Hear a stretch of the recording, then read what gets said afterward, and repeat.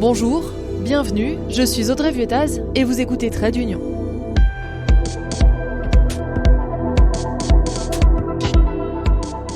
Vous ne comprenez rien à l'Union européenne, vous trouvez ça ennuyeux, compliqué, vous êtes au bon endroit, vous allez voir que cela peut être passionnant.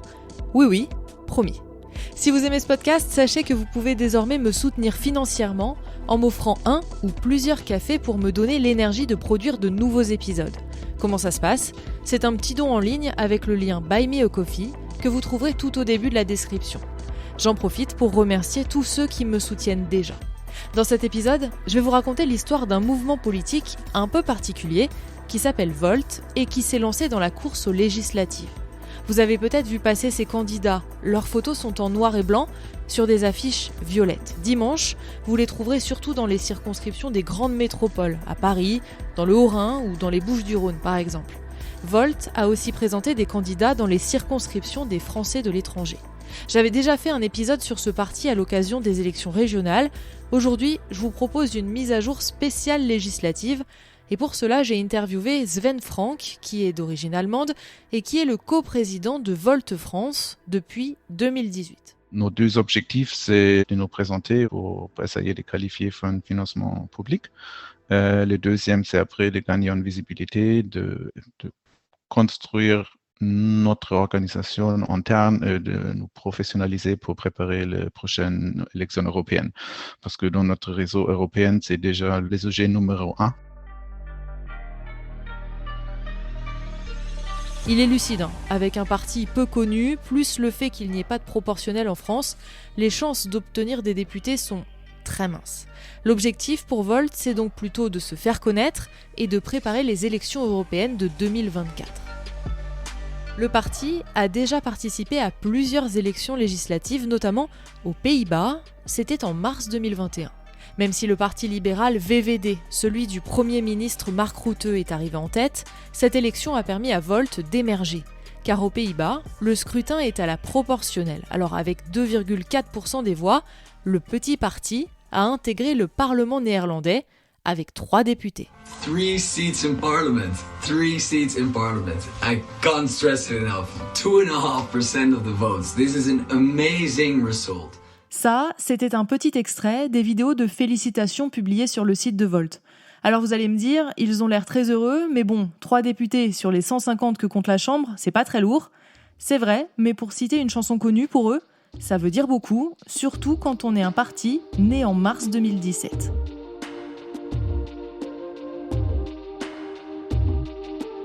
Pour se remettre dans le contexte, repartons quelques années en arrière. Le 23 juin 2016 précisément.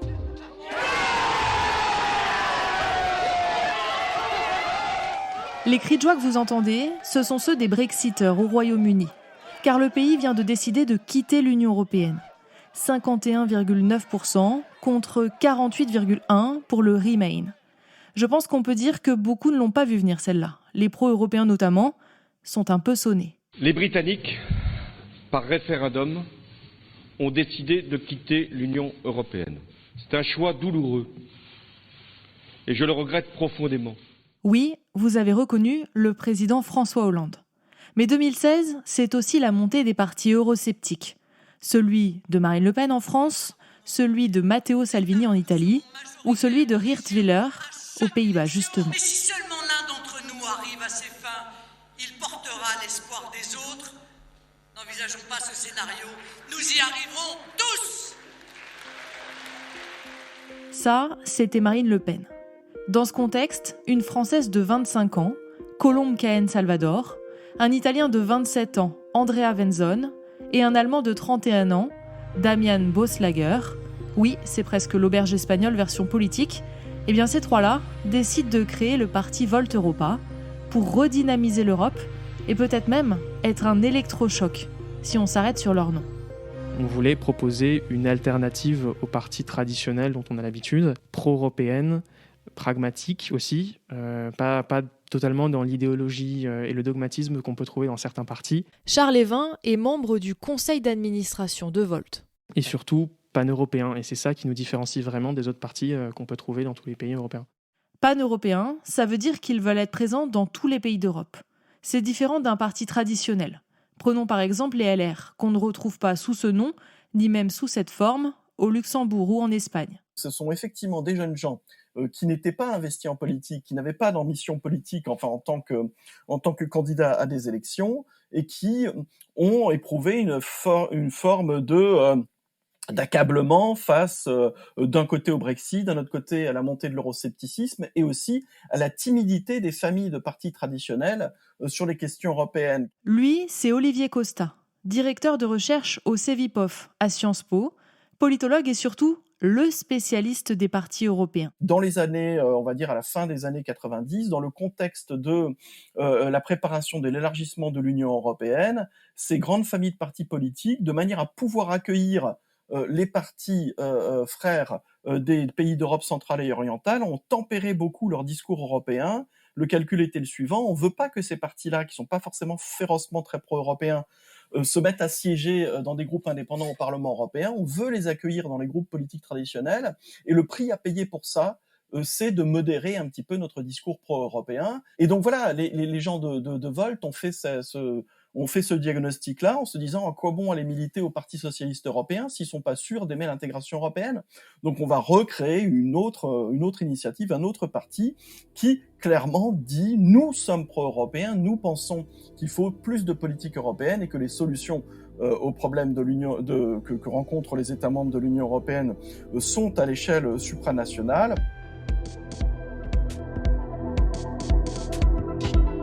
Le portrait que dresse Olivier Costa, c'est typiquement celui de Charles.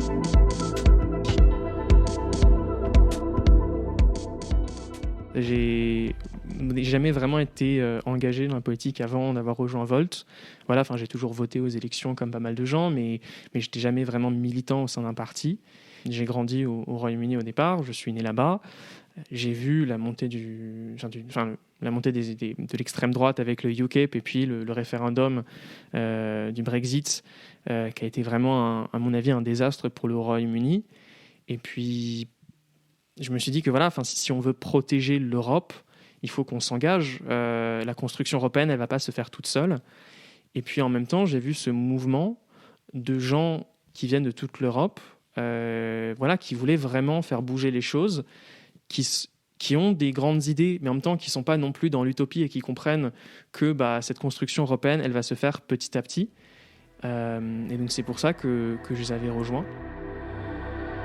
Les idées sont là, les envies aussi, mais fonder un parti pan-européen, c'est loin d'être simple en fait. Le problème qu'ils ont, c'est qu'ils s'affrontent à une législation qui n'est pas vraiment faite pour les partis pan-européens. Alors c'est une discussion qui existe depuis longtemps. Donc en gros, l'histoire, c'est que le traité de Maastricht en 93 a reconnu la contribution des partis européens à la démocratie dans l'Union, qu'un peu plus tard, en 2003-2004, on a adopté un règlement qui donne une existence juridique aux partis politiques européens et qui leur permet des financements. Mais en fait, c'est pas tellement pour des partis européens, mais plus pour des fédérations de partis nationaux, qui sont les familles traditionnelles du Parti socialiste européen, du Parti populaire européen, etc., etc. On a une dizaine de partis aujourd'hui qui sont en fait des fédérations de partis nationaux qui se regroupent par famille politique, plus ou moins sur le modèle des groupes politiques qui existent au Parlement européen. Volt, lui, a une autre démarche parce qu'il se veut un parti européen qui existe à l'échelle européenne, dont la structure, dont les organes sont européens avant tout, avec un programme qui est européen. Mais pour arriver à exister dans le contexte politique existant, que ce soit pour les élections européennes ou pour des élections nationales ou locales, ils sont obligés de s'enregistrer en tant que parti national, ce qu'ils ont fait dans un certain nombre de pays européens, d'ailleurs pas tous. Même si le mouvement se veut unique pour toute l'Europe, la législation le contraint à repartir de la base et à s'enregistrer dans chaque pays, un à un. Pour l'instant, Volt est présent dans 30 pays d'Europe et dans 12 d'entre eux seulement, il est un vrai parti politique avec des statuts enregistrés. Chaque déclinaison par pays est appelée un chapitre. Pour donner un exemple concret, notre chapitre en Roumanie vient d'être créé très récemment et au niveau juridique, ça a été bloqué très longtemps. Le parti vient d'être créé cette année parce que pendant des mois et des mois, ils considéraient que le fait de créer un mouvement transnational, ça allait à l'encontre de la souveraineté nationale de la Roumanie.